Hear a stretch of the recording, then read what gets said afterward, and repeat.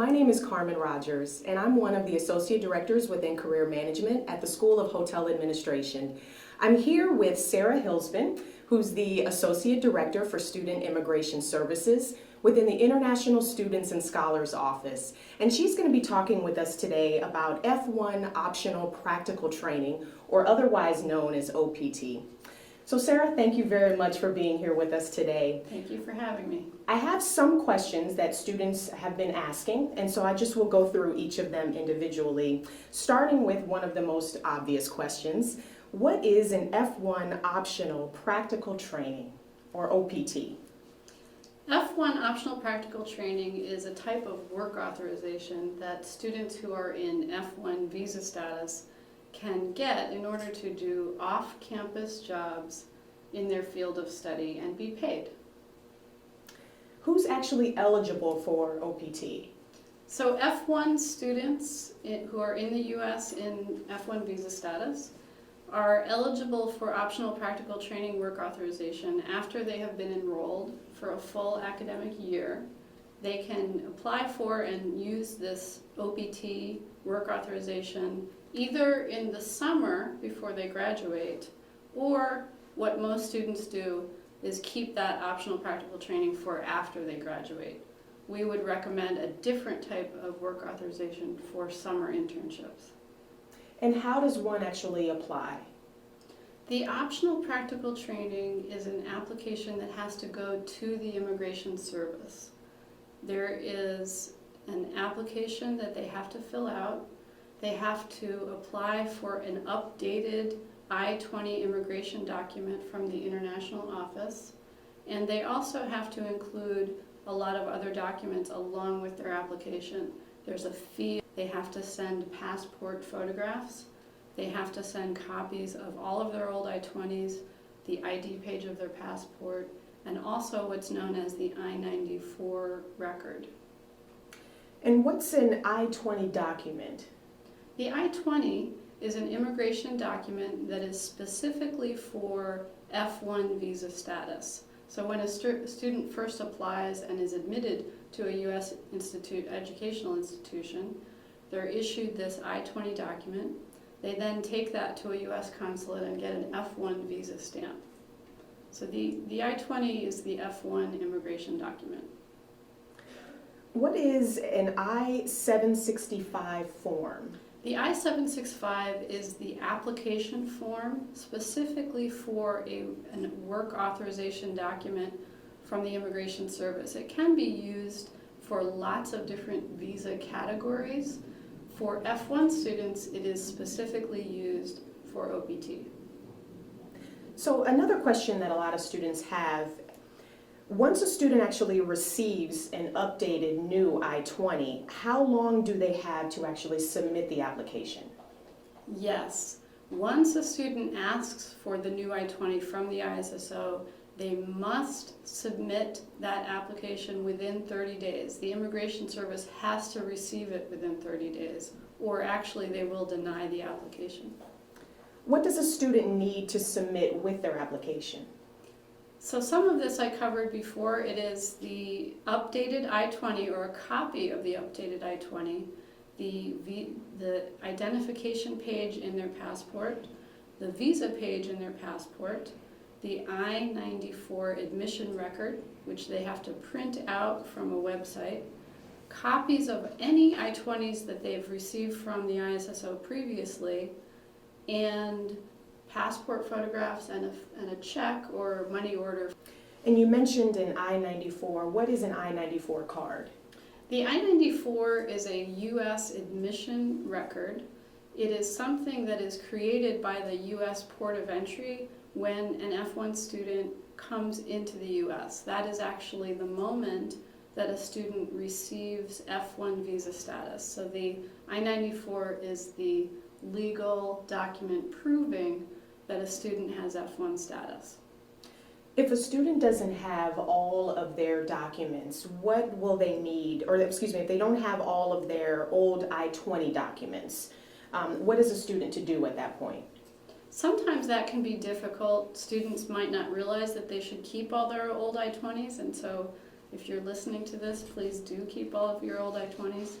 But if you've gone to another program or you maybe lost one of your I-20s from Cornell, the international office at Cornell usually has those copies and we can provide them to you. Okay. What if the student doesn't have their previous OPT card? Another element that I didn't mention is that if you have had OPT for a previous degree, when you apply for a new OPT, you have to copy that old OPT card. If you don't have it, as Carmen mentioned, you can just provide the details of that previous work authorization, and that's sufficient for the application. What is an EAD? EAD stands for Employment Authorization Document and is just a shorthand way of referring to the actual OPT card. And is there a cost to actually apply? Yes, sometimes that can be prohibitive, but it is a fee. And when should the student actually apply? The timing of the OPT application can be quite challenging. If you're applying for post-completion OPT, you cannot apply more than 3 months before your graduation time. You are also able to apply during the 60-day grace period that you get after graduation. And another important timing issue is that it can and often does take 3 full months to receive the OPT card. So we like to tell students to apply early, come as soon as you are eligible to apply. For this year, for instance, in a May graduation, students can start applying in early March. Is there a difference in applying for post-grad OPT? The difference is that you can't apply for post-graduation OPT until you're within 3 months of graduating. If you are applying for OPT for a summer internship, which we would discourage, but if you have to do that, you can't apply more than 3 months before your first full academic year is completed. Can you also explain the importance of a return address to our students? Very good question. So on the application for OPT, the Immigration Service asks you for a return address. It does not have to be your residential address in this case. It's very, very crucial because the government does not allow mail to be forwarded, So if you move while you've applied and you put in that forwarding address with the Postal Service, that is not going to work for your OPT application. So it's a good idea to discuss what address you're going to use with the International Office Advisor. What is an alien registration number? The alien registration number, which they ask for on the application, is the I-94 record that I mentioned, the port of entry record that proves that you have F1 status. If I complete one degree program, take 12 months of practical training, and then begin another course of study, am I eligible for an additional 12 months of practical training? Yeah, so I didn't mention earlier, when you do optional practical training after you graduate, you do get 12 full months. And there are some ways to extend that we'll talk about later. And the 12 months that you get is per degree level. So as you mentioned, if you do a bachelor's degree and you do your 12 months of optional practical training after that, as long as you go back to school for a higher level degree, you will get an additional 12 months. So then what happens if the student gets another undergraduate or a master's degree? So if you go back for a second degree at the same level, you're not going to have an additional 12 months of OPT. Do they need a job to apply for OPT? When students apply for optional practical training, they don't need to have a job offer for that period. However, they do need to be working once they are on F1 OPT. So the job that they have while they're on OPT, does it need to be paid or can it be unpaid? They have expanded the definition of employment for optional practical training to include volunteer or unpaid work as well. Can they begin working before receiving the employment authorization document? Absolutely not. The student must have the OPT card in order to start working. Do they need to do anything with ISSO while on OPT? While an F1 student is on optional practical training, they're still under the International Students and Scholars Office immigration umbrella at Cornell. In some way, you're still a Cornell F1 student. So you do need to continue to update the ISSO with a lot of information, including where you live, what employer you're working for, where that employer is located, as well as what the job title is and some other pieces of information. We have an easy way for you to do that by filling out a form on our website. Can they extend their OPT beyond 12 months? There are two specific types of OPT extensions. OPT is always for work in your field of study, and for some students who are in a field that is science, technology, engineering, or math, there is a way to get an extension of OPT for 24 months. This is a new version of this regulation. It's going into effect May 10th of this year, 2016. And it enables students who have just received a science, technology, engineering, or math degree and are employed in that field, and whose employer is enrolled in this program called E-Verify. As long as you meet those criteria, you can apply for this 24-month extension. So it's a really nice benefit. It gives students up to 3 years of optional practical training. Now, The other type of extension is called an H-1B gap extension. And without going into too many of the details, it just means that if your employer applies for the H-1B working visa for you, you get an automatic extension between the end date of your OPT and the start date of the H-1B. now you mentioned E-Verify. Can you just explain exactly what that E-Verify process is? The E-Verify is an electronic verification system of work authorization. An employer has to enroll in this, and once they're enrolled, they have to use this e-verification system for all of their employees. The U.S. federal government really wants all employers to be enrolled in this program, which is good news for F1 students. It means that it's much more likely that your employer will be enrolled in that program. Now, for students that are traveling, they often ask, can they travel outside of the U.S. while on an OPT? Once you apply for optional practical training, most students apply around the spring in March of their graduating year. When you first apply and then you travel out of the U.S. for spring break, you would re-enter the way that you always have as an F1 student with your regular traveling documents. Once you get close to graduation, and definitely after graduation, you need a few more documents to be allowed back into the U.S. in F1 status. You have to have the F1 visa stamp that you've always had. The I-20 has to be signed every 6 months instead of every 12 months.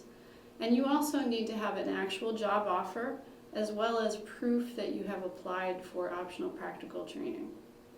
So what should a student do if that student chooses to leave the U.S. while their application is being processed? Again, if they're traveling during spring break, they don't need anything extra. If they're traveling, then they've always needed. If they're traveling close to graduation or after graduation, they do have to have a job offer letter. Sometimes that's a challenge if the students haven't yet obtained the job. Can the student use their B2 visa to re-enter the United States? We get that question quite a lot. Many students either have a B2 visa in their passport, or they are from a country that even has a visa waiver for tourism, and they don't need a visa to come into the U.S. Unfortunately, if you enter the U.S. as a tourist, you will no longer be able to use your F1 OPT. So it's very important for students to know that you must continue to enter the U.S. in F1 status if you want to use F1 OPT. What should a student do if their visa stamp on their passport has expired, but they need to travel outside of the U.S. while on OPT? Yes, this can be a challenge for students when you have an expired visa. You do have to go to the U.S. consulate, as you did maybe the first time or other times, to get a renewal of the F1 visa stamp. And in order to do that, you'll have to have the I-20 signed for travel, the job offer letter, and proof that you've applied for OPT. Do they need to get a new visa stamp at their embassy? That's actually, it's at the U.S. Embassy, anywhere outside of the U.S. One of the things about the U.S. immigration system is you can't apply for the visa stamp inside the U.S., only at U.S. consulates outside of the U.S. Okay. So a few other questions. In what ways is their application to the embassy for a new visa stamp affected by being on OPT? This can be a challenge for students from countries that have a high immigrant rate to the U.S. One of the criteria for obtaining a U.S. visa stamp from a U.S. consulate is that you convince the consulate officer that you do not intend to immigrate to the U.S. For students from a country with a high immigrant rate, such as China or India, it's sometimes harder to convince the consulate officer once you have a job and work authorization in the U.S. It is possible, and we wouldn't discourage students from traveling, but you do need to have extra proof of your ties to your home country so that you can get that renewed visa. So what documents do they need to show at the embassy for a new visa stamp under OPT? They would need to show the application for OPT or the OPT card. The receipt notice for the application is enough. Students do need to already have the job offer. They need to have an I-20 signed for travel within the last 6 months. And then, as I mentioned, they would need documents that show strong ties to your home country, such as proof that your family members live there, perhaps bank accounts, those kinds of documents. Okay. Do they still need to get the travel line on their I-20 signed by someone in your office during that OPT year?